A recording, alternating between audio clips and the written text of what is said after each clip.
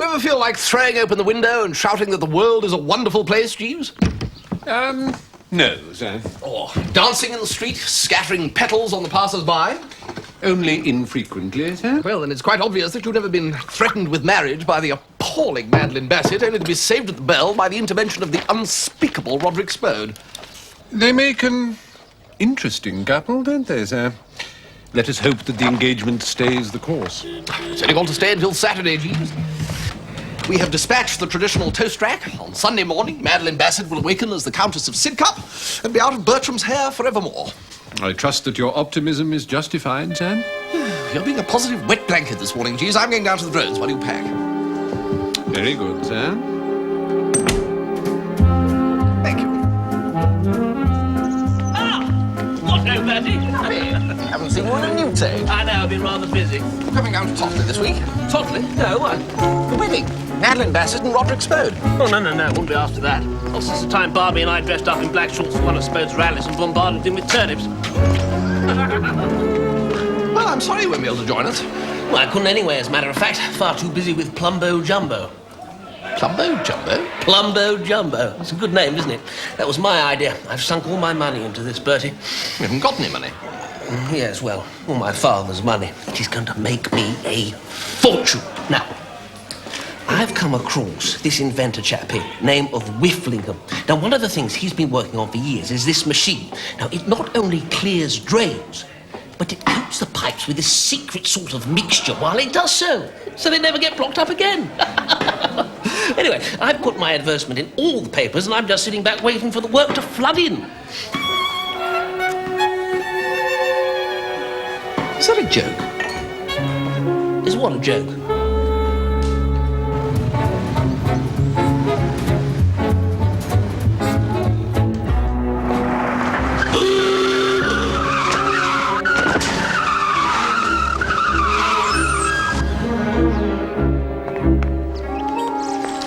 Right, sir? You ought to take more care, Cocky. Dancing about in the middle of the street like that. Thought you were a goner. Well, I blasting well nearly was a goner.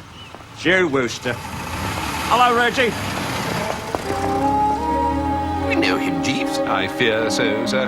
His name is Brinkley. Perhaps you would care to come into the Ganymede Club for a restorative glass of whiskey, sir. Well. So, this is your famous Ganymede Club, is it? Jolly nice place. Thank you. It's good of you to say so, sir. You have to be a valet or a butler to be a member, is that it? Quite so, sir. Haven't seen you on sec, have you, Reggie? I can't find the fella anywhere. I'm afraid not, Brinkley. What a do, eh? Don't miss the emergency meeting, Reggie. Is that Blighter? Is he a valet or a butler? Not now, sir. An uncle in the grocery business died and left him a house and a comfortable sum of money. You employed him once, if you recall, sir. I did? What as? It was during that uncomfortable period, sir, when you and I had a disagreement about your trombone playing. Oh, good grief, yes. He got drunk and burnt my cottage down. Now he's a landed gent, you say? Scarcely that, sir. He has a small establishment in Totley in the Wold. Coincidentally enough.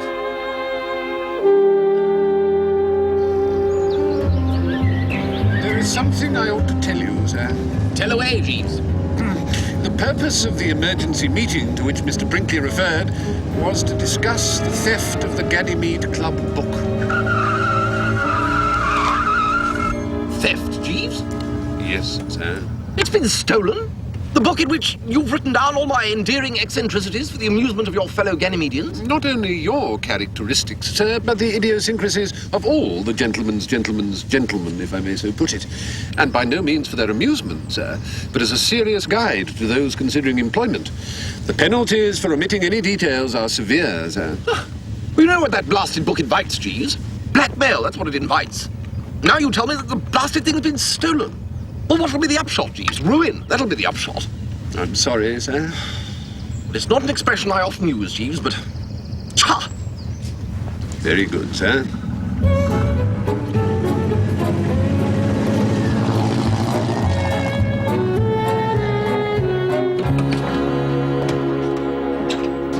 Good Lord! Ginger Winship! Bertie, what nice to see you. You're down here for the wedding? No. There's a by-election. I'm standing for Parliament. No. I am. But you're an absolute idiot, Ginger. I know, but it's a safe seat. I didn't particularly want to, as a matter of fact, but my fiancée insisted. She said I ought to carve out a career for myself. Yes, well, they're like that. Drink? No. My fiancée says drink hardens the arteries. Ah, well, my arteries could do with a bit of hardening. She has me on a reducing diet, too. Good God. Sounds just like Florence Cray. Who sounds just like Florence Cray? Ah, Florence. Ginger was just telling me about this beautiful, highly intelligent girl he's got himself engaged to, and I said... Harold is engaged to me. Ah, well, that explains it. You're down for Madeline's wedding, I presume? Good. You can do some canvassing for Harold while you're down here. Well... Good. Come on, Harold. You've got your meeting in 10 minutes. You too, Bertie.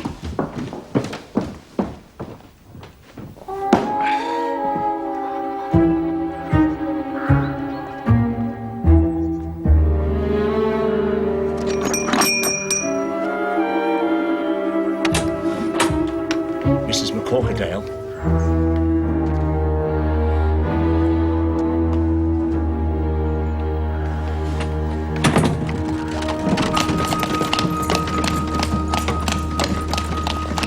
Ladies and gentlemen, well, as you know, well, of course, perhaps you don't. Well, anyway, it's true. There's a by-election in Tockley-in-the-Wold. Here, here. Thank you. Oh, my name's Winship, by the way. Harold Winship. And I'm, well, sort of standing. I'm your... what you call it, a candidate. Oh, as a Conservative, of course. I mean, if you'd like to vote for anybody, I'd be, well, jolly grateful if it was, well, me, don't you know? Thanks awfully. How'd it go? Not that it matters. Winship hasn't got an earthly. Take my word for it, Cocky. Phone your bookie right now. Get your money on the Labour candidate, Mrs. McCorkerdale. He just stood there saying, ugh. Of course, it didn't much matter. You couldn't hear him more than 5 feet away. Well, Bertie's exactly the same. Mumble, mumble, mumble. I say, Aunt Agatha. I think Bertie's got a very nice speaking voice. Nice. Put your knife and fork down straight, Bertie, if you've finished, and don't slump. As father of the bride-to-be, I must say that I look forward to Saturday as being one of the happiest days of my life. The happy couple. Marriage is an honorable estate. In the 20th century, however, it has fallen into some disrepute due to the vexed question of overpopulation. It is my intention to introduce into the House of Lords a bill forbidding anyone earning less than £500 a year to have children. At £500 a year, he can have one child. At £1,000 a year, he can have 2 children. At £1,500, 3, and so forth.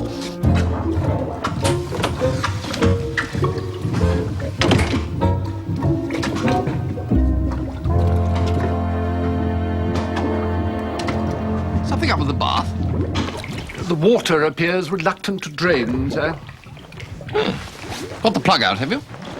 That was amongst the first things I thought of, sir. I exchanged words with the man Brinkley earlier this afternoon, sir, at Mr. Winship's election rally.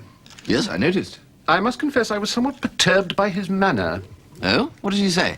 He advised me to place a wager on Mrs. McCorkerdale, but it was not so much what he said as the easy insolence with which he said it, as if he knew something that was not common currency and that he could profit by it.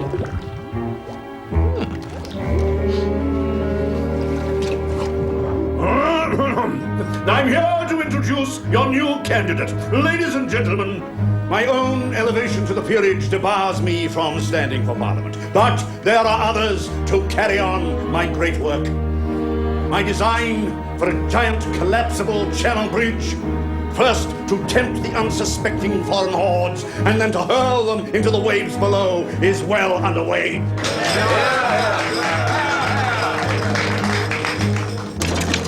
The most slimy creature called Brinkley. He has this this book in his possession, which, he says, contains information about some youthful indiscretions on behalf of my opponent in this election, Mr. Winship, which, if made public, would be certain to make the worst impression on the voters of Totley and the world, and, as he put it, make it a walkover for me. He's asked me for money for the book. Oh, what did you do? I sent him away with a flea in his ear, of course. But I thought it only proper to let Mr. Winship know. The moaning minis will try to tell us that these measures I indicate are too radical, too bold. But I have to say to them, Rome may have been built in a day, but it took only a trumpet to bring down the walls of Jericho.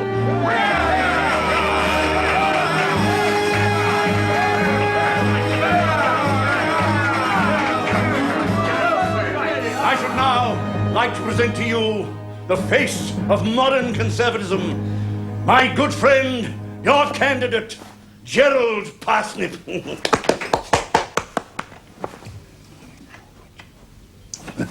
Harold Winship.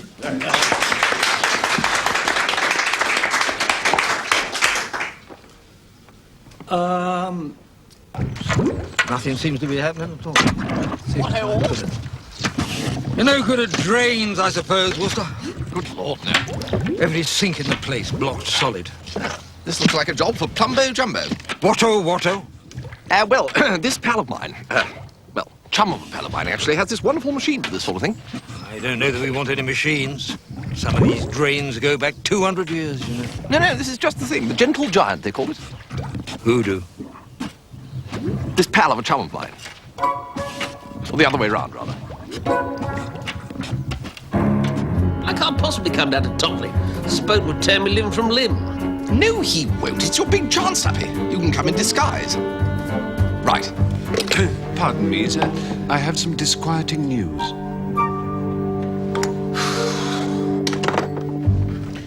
So Brinkley's got the book, and he's trying a spot of blackmail. Yes, sir. I don't see what harm he can do if old McCorkadale's turned him down.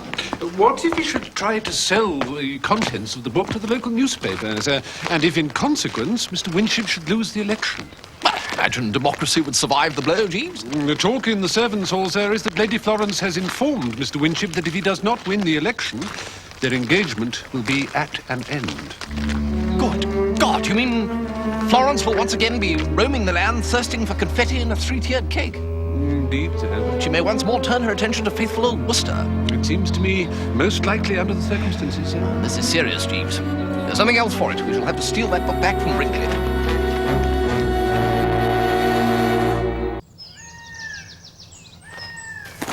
You should have heard them, Madeline. The applause, the cheers. If I were contesting this constituency, Comrade so-called McCorkadale wouldn't get one vote. But you can't, Roderick. You're in the House of Lords now. I know. Not one vote.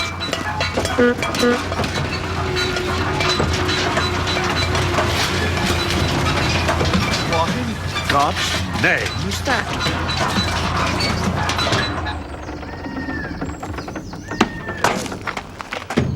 Are you the gent what sent for Plumbo Jumbo? Don't I know you? Couldn't rightly say, Guff. I mean, shouldn't think so. Not unless you happen to be in the old plumbing game, like.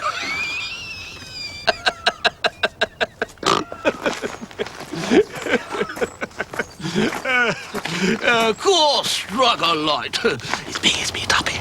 I know it's you, you fool. Let's get out of here, Jeeves. We've got a burglary to commit.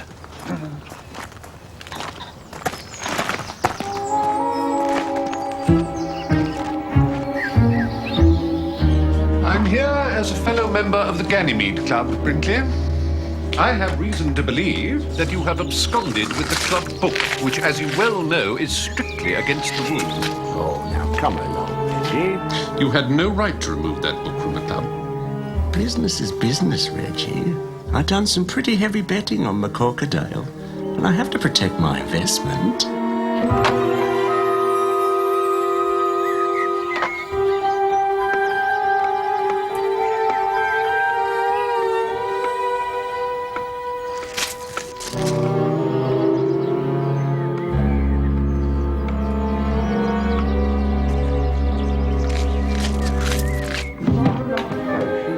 I'm not obliged to anyone but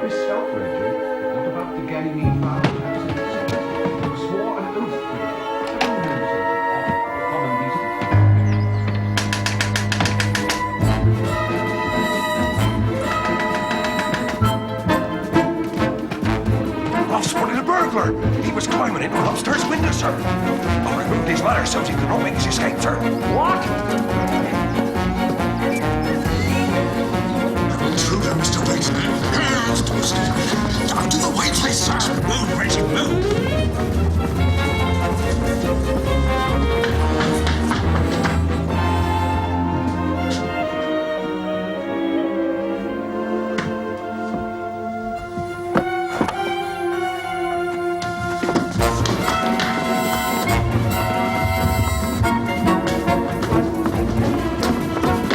This way, sir.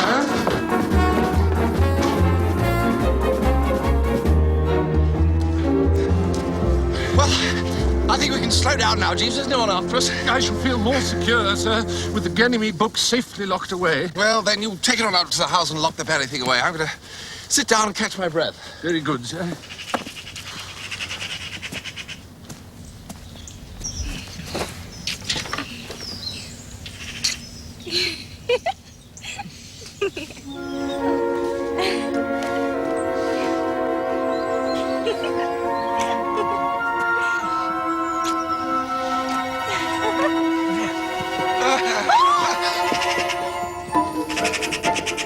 I'm sorry, Ginger. I didn't, I suppose this seems a bit odd to you, Bertie.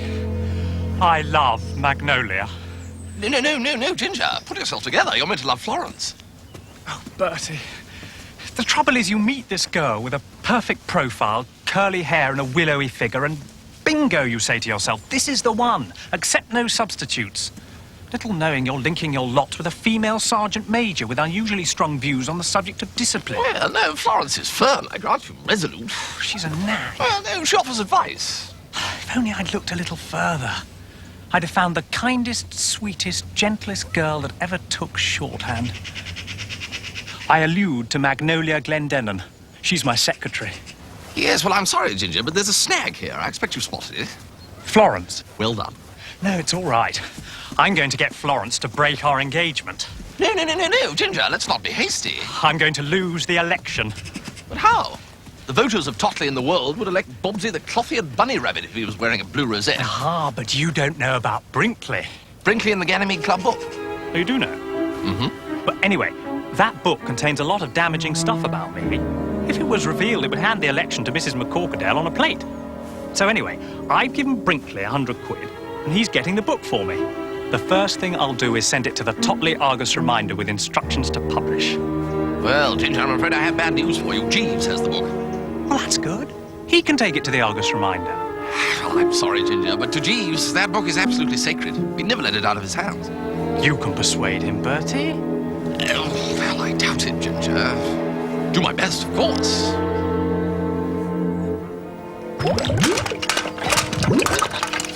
How long is this going to take? There you are, you see. You can't rightly say, Gal, can you? I mean, how long's a piece of haddock look? Right, sir. Here we go, ladies and gents.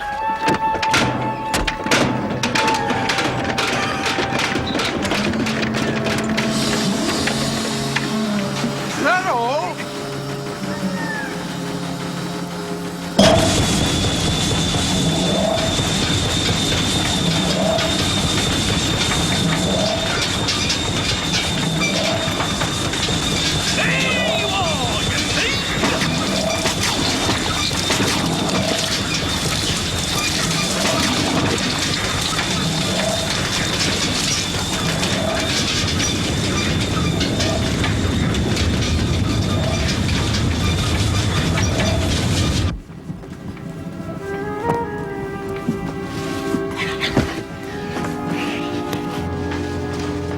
Percy, what did Jeeves say about the book?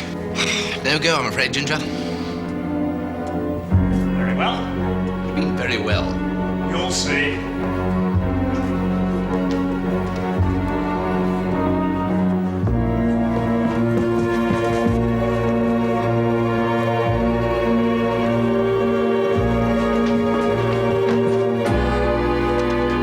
What are you doing in here? Oh, I wasn't, oh, it isn't, Who are you, anyway? oh, I was, I was just coming to see you. What for? What's that book you're carrying? It's a book. I'm carrying it. Bring it here. It's nothing. Don't palter with me, man. Bring it here.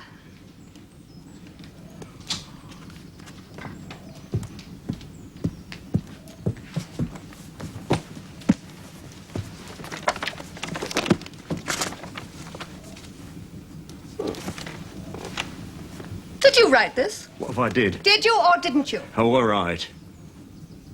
It's most interesting. You can't use real people's names, though. Oh, no, I know. Trying to add verisimilitude, I suppose. Huh? Look here. What's your name? Mr. Brinkley. Look here, Mr. Brinkley. What on earth is that noise?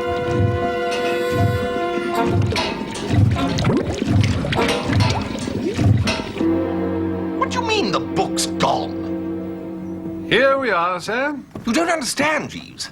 Mr. Winship wants it published so that he can lose the election and not have to marry Lady Florence. Who could have taken it? Mr. Brinkley, I dare say, sir. But I don't think we need have any worries on that score, sir. Lord Sidcup's eloquence on behalf of Mr. Winship is having such a marked effect on the electorate that I doubt that even revelations by Brinkley or anyone else could do anything more than make a small dent in his majority. Really, Jeeves? Are you sure? Well, that's wonderful. The way forward for this country, out of the slough of despond it has fallen into, is through public ownership of mines, railways, road transport, electricity generation, and all other essential services. Don't let my opponent frighten you into thinking otherwise.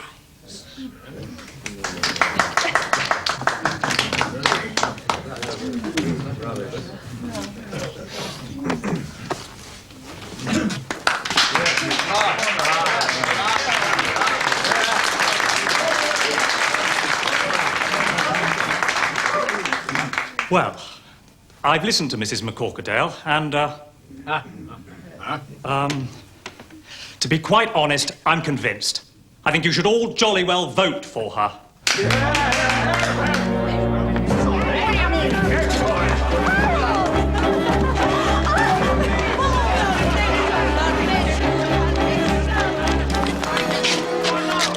Ginger, you were wonderful. Ladies and gentlemen,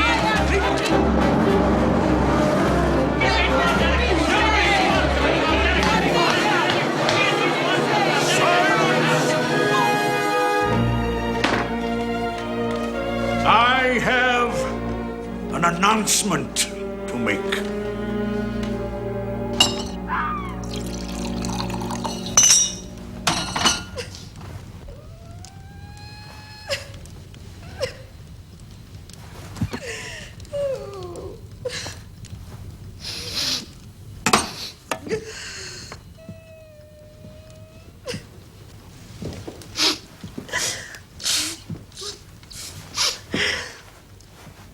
Oh, Bertie.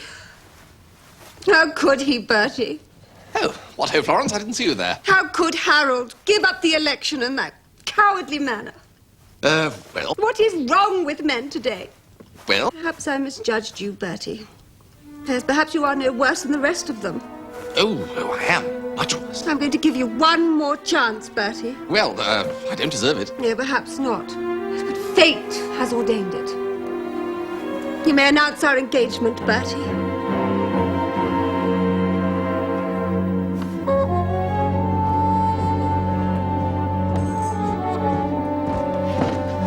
Bertie! Come in here, Bertie. Well, this is good news indeed, Bertie. Good news. I have absolutely no intention of marrying Florence Cray. What are you babbling about, boy? I was referring to your engagement to little Madeline Bassett. I'm not engaged to little Madeline Bassett. Little Madeline Bassett is engaged to Spoke. That's why we're all assembled here for the wedding on Saturday. Do be quiet, Bertie. Lord Sidcup and Madeline no longer intend to marry. He feels that because of popular demand, he must renounce his title in order to enter politics again. Renounce his title? Well, I don't see what that's got to do with it. It would appear that Sidcup's only attraction for Madeline was in the prospect of becoming the Countess of Sidcup. That gone, she would prefer to cast her lot in with you. What? But she can't. Well, she's not one of the gals that I had marked down for you, of course, but she does show remarkable determination for one so soppy. Perhaps there's more to her than meets the eye.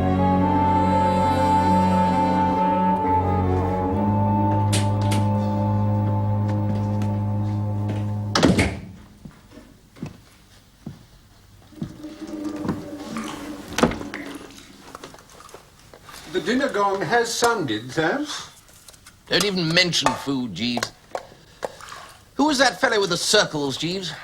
You are perhaps thinking of the Florentine poet Dante Alighieri, sir, who in the first part of his Divina Commedia is conducted by Virgil through the 9 circles of hell. That's the chap. Well, those fellows he bumped into had it easy. One could beg to take issue with you there, sir. Were any of them engaged to marry Florence Cray? The poet makes no mention of it, sir. Or condemned to stand, wave-faced and trembling at the altar steps while Madeline Bassett advanced on them up the aisle on the arm of her father?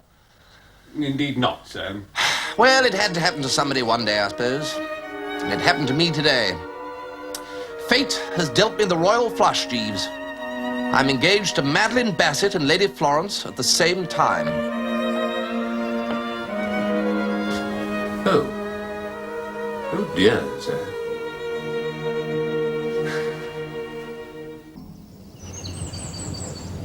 I'm sorry, Roderick, but there's nothing I can do about it. You brought it on yourself. I know, I know. I mean, it's no joke for a sensitive girl who thinks she's going to be the Countess of Sidcup to have the fellow say, April Fool, all you're going to be is Mrs. Spode. But she won't. She'll still be Lady Spode. But only a baronet's wife.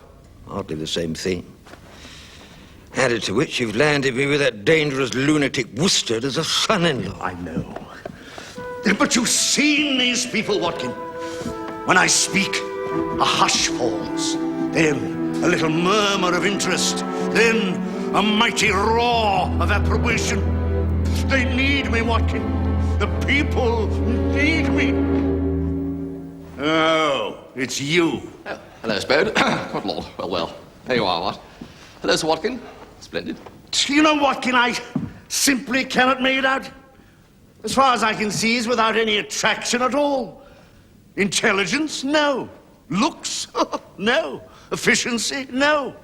When one considers all his defects, one can only suppose that Madeline is marrying him in the hope of reforming him. No. You see... Be quiet, Wooster. Let me tell you something, Wooster. If you disappoint little Madeline's hopes, I shall be waiting for you.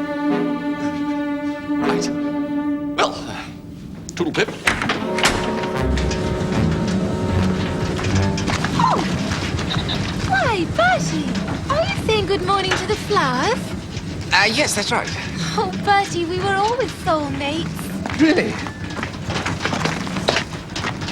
No, Bertie, don't kneel to me. You've waited so long and so patiently, and at last tomorrow you are to get your reward. Tomorrow? Oh, the ceremony was all arranged anyway, and Daddy says we can't afford to cancel it and do it all over again.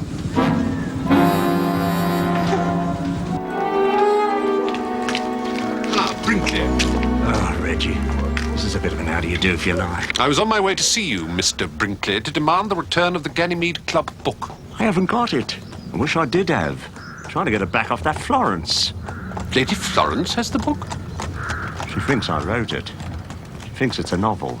But why are you so anxious to retrieve it? Well, now Spode's standing. I needed to scupper him. My bet's on McCorkadale winning, no matter who's standing against her. But there's nothing in the book to harm Sir Roderick. The Eulalie business is long out of date since he sold the lingerie shop. Eulalie nothing. Don't you know about, Well, I'm not about to tell you, am I? Something's only gone in recent. That happened years ago. Didn't know it was in the book myself till I just happened to be glancing through it the other day.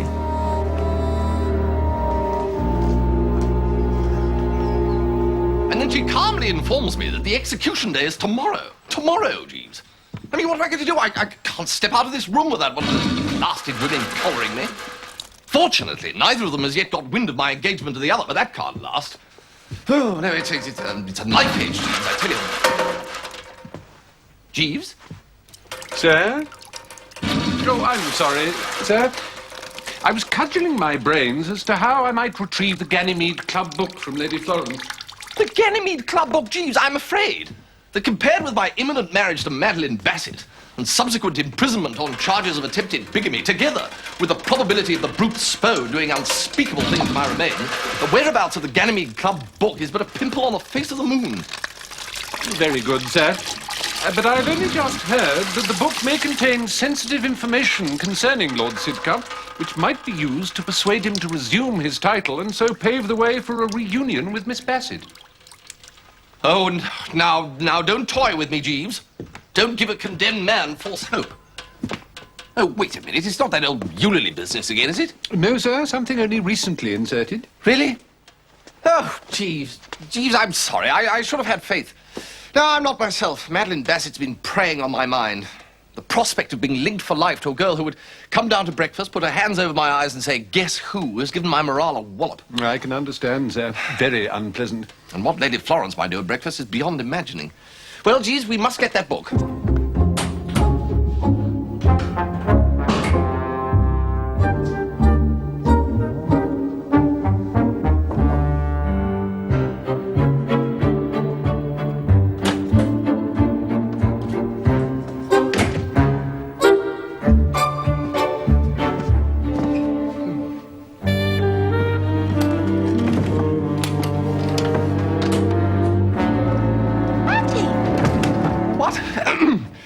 Madeline. What are you doing in here? Just looking for my socks. Socks? Why would you look for your socks in Florence's room? Florence's room? Oh, where am I? I feel faint. I must say, Florence, this engagement of Bertie's makes me very happy. Well, I'm glad that you're pleased. Are you all right, Bertie? Where am I? I just told you you're in Florence's room. What I want to know, Bertie, is... Who are you? Bertie! What on earth are you doing in my room? Who? Why is he lying on the floor? I think he's having a brainstorm. What with? Why should he come into my room to have a brainstorm? The poor darling doesn't know where he is. But you do, presumably. And what are you doing in here? Well, I saw him come in, and naturally, since we're... Bertie! He's making a lot of noise. My late husband never made a noise. What he needs is peace and quiet. If I could ask you to leave him with me... No, he must come with me. After all, here's my... Kindly remember that Bertie and I are about to be... Bertie, darling. Please do not address Bertie in that over-familiar tone, Madeline. I don't see why she shouldn't. She is, after all... the agony, the agony. He's getting worse. Perhaps I can be of assistance, ladies? Oh, Jeeves. Have you ever seen him like this before? With increasing frequency, I regret to say, Lady Florence. We should loosen his collar. I hardly think such drastic measures are called for, Miss Bassett, if you'll allow me. Can you walk, sir, if I assist you? Jeeves. He recognizes you anyway, Jeeves. He didn't know who I was, and I'm his... I do apologize, sir. You trod on my toe. Sorry, Jeeves. Just hold on, sir, and we'll get you your tablets.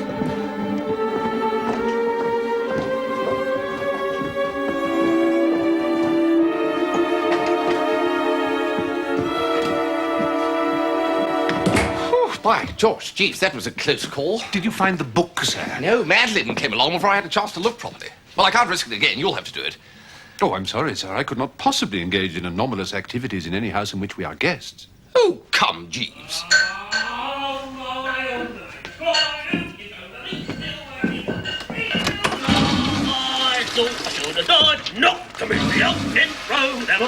Tuppy.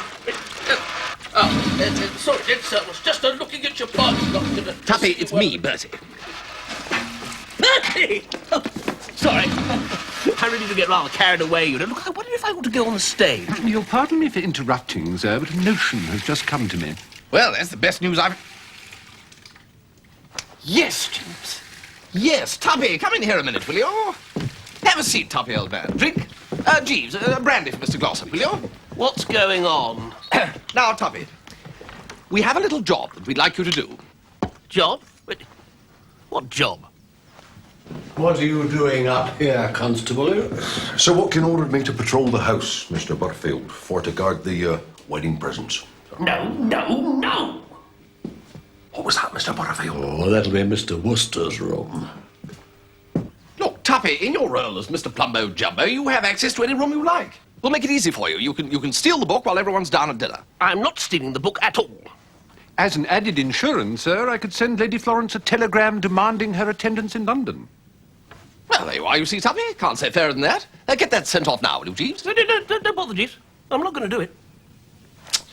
Very well. Jeeves, just pop down and ask Sir Roderick to come and see us, will you? No! That isn't cricket, Bertie. I'm sorry, Tuppy. The desperate times call for desperate measures. Poor Mr. Glossop, another desperate measure, will you, Jeeves?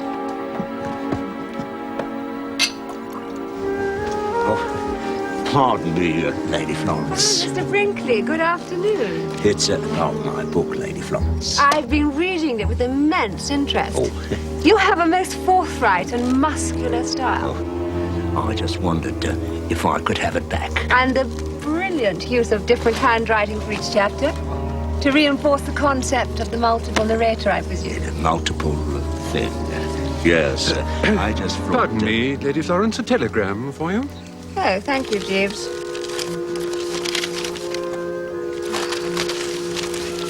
What a nuisance. I have to go to London to see my publisher this evening.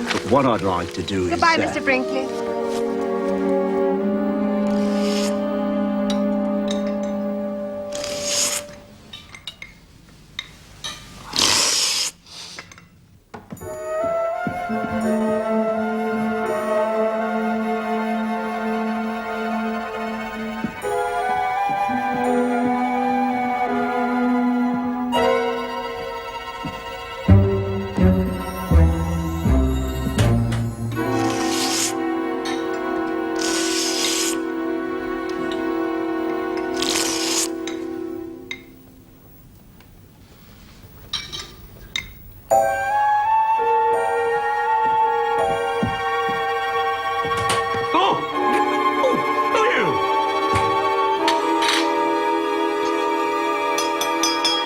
My friends, the Totley in the World by-election for which I am standing is merely a beginning.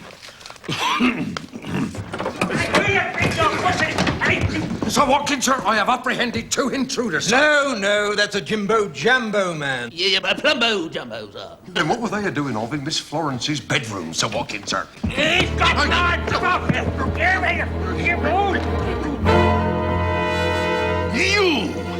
You're the man who ruined my Earl's Court rally throwing Swedes! Turnips! No! Do you know what I'm going to do to you? No, Roderick, leave him alone. Is there any chance of getting the plumbing fixed? Mind you, he's only made it worse so far with that Dumbo Crambo. Dumbo Jumbo, I'm going to butter you all over the lawn. And then I'm going to dance on the fragments in hobnail boots.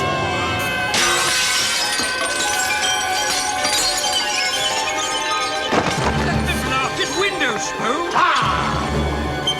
Oh, get him, Sir Watkin, sir!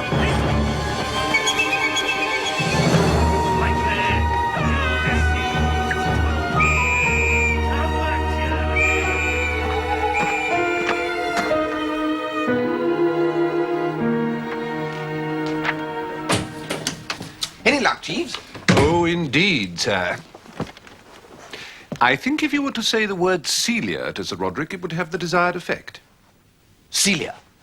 Yes, you couldn't tell me a bit more, I suppose. Rules of the Ganymede and all that? Just so, sir. Right, so I just say the word Celia, Spode becomes as putty in my hands, reclaims his title and marries Madeline. I think it extremely likely, sir. Right.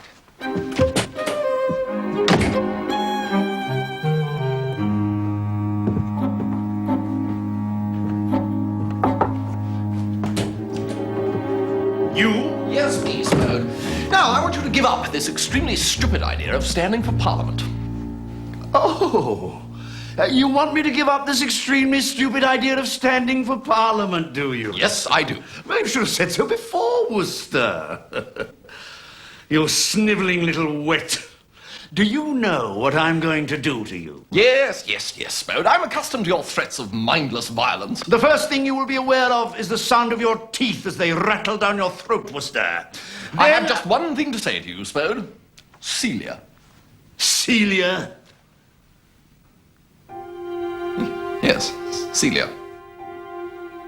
Or was it Delia? No, it was Celia.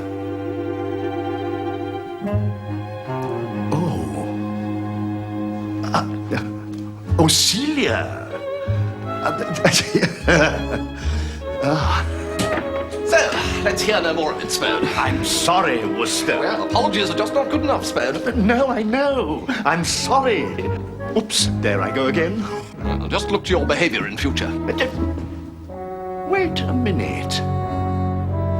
Wait a minute. Now, look here. What about Celia? Well, you don't know anything about Celia, do you? Well, it's a girl. Ha! You don't know anything about Celia. And even if you did, you wouldn't be able to prove anything. Now, look here, Spode, now.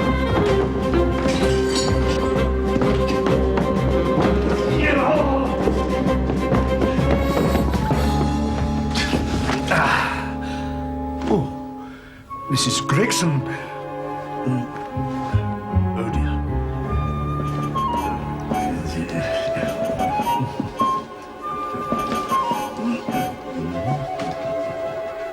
Now, you're sure you can get proof in London? I believe so, sir. Be back by morning? I will do my very best, sir. Go then, Jeeves, on wings of what's it. Very good, sir. Otherwise, tomorrow I'm the chief mourner at my own wedding.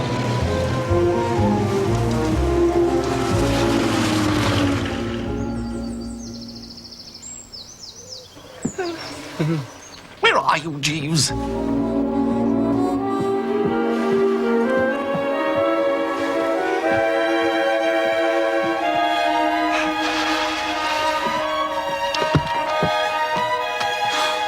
Take it like a man, Wooster. Jeeves! Ha!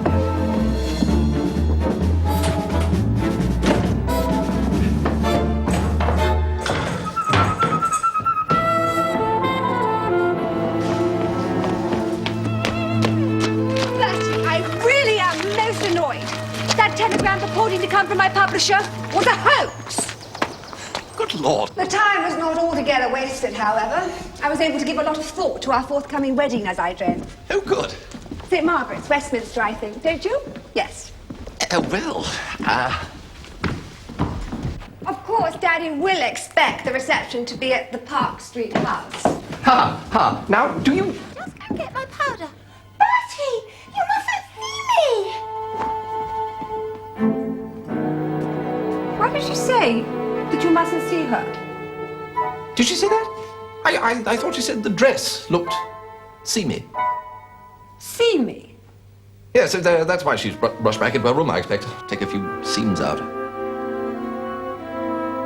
Bertie, can you just stop drivelling for one moment and tell me just exactly what is going... Oh, all right, dash it.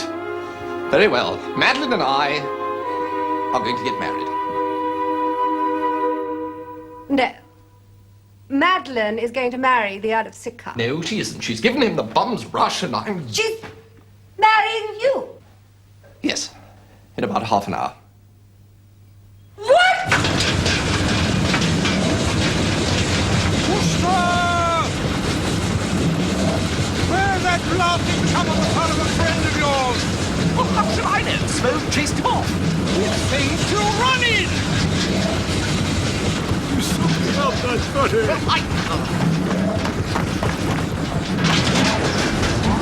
Made it worse, you blithering idiot! You better get off to the chapel, Wooster. Sir Roderick's waiting for you.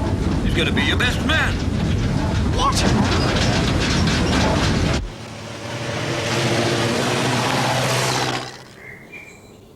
So you are not the groom after all, my lord? No, he is. I am. Perhaps not, sir. Jeeves, did you... Perhaps Sir Roderick would be kind enough to come into the vestry for a moment. What for?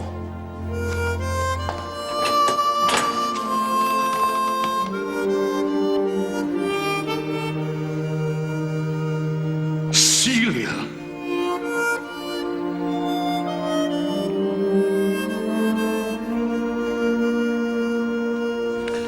Sir Roderick, in his youth, was in the Antipodes and in straitened circumstances.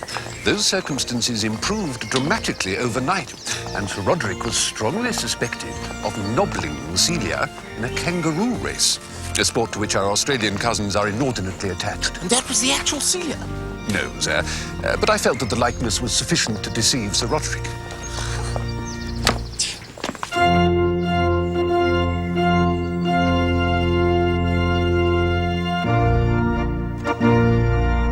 Gratifying, is it not, sir, that Miss Bassett bore the end of her engagement to you so bravely? Bravely wasn't the word for it, Jeeves. As soon as she heard that Spogue was going to be an earl again, there was a sharpish chance that you could still make countess. She dropped me in like a hot pimento. Although, you know, I must say I can't help feeling badly for Lady Florence, Jeeves, in spite of her brutal assault on my copper. That is hard to forgive, sir. But a lady will express heartbreak in many different ways.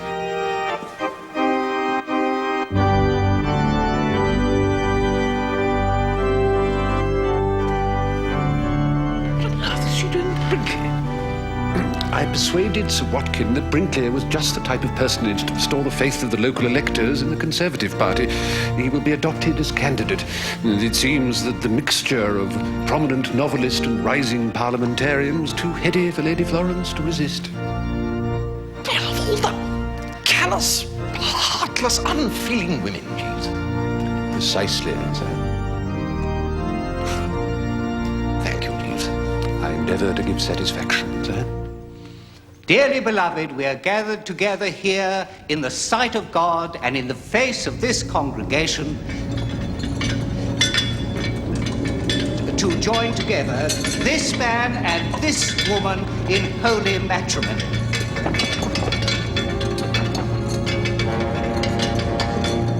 Which is an honourable estate instituted of God in the time of man's innocency, signifying unto us the mystical union